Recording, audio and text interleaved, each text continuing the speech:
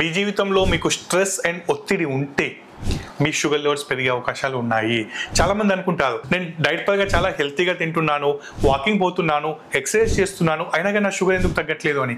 Probably మీరు personal stress కావచ్చు, ఫైనాన్షియల్గా కావచ్చు, లేక వర్క్ పరంగా స్ట్రెస్ అనేది మీ జీవితంలో ఉండొచ్చు. దానివల్ల కార్టిసాల్ అనే హార్మోన్ పెరుగుతుంది. దానివల్ల ఈవెన్చువల్గా మీ షుగర్ లెవెల్స్ పెరుగుతాయి. 3 టిప్స్ మీ స్ట్రెస్ని తగ్గించుకోవడానికి. మీరు ఎప్పుడైతే స్ట్రెస్ఫుల్గా ఉన్నారో అప్పుడు ఒక 10 డీప్ బ్రీత్స్ చేయండి. Deep inhalation, deep exhalation first thing. Second thing, so gratitude general రాయండి. అంటే మనం ఏమంటే చాలా మన లైఫ్లో ఉన్న ప్రాబ్లమ్స్ గురించి ఎక్కువ ఆలోచిస్తాం. మనము మన లైఫ్లో ఉన్న పాజిటివ్ థింగ్స్ అండ్ దేనికి గ్రేట్ఫుల్గా ఉన్నామో దాని గురించి ఆలోచించాము.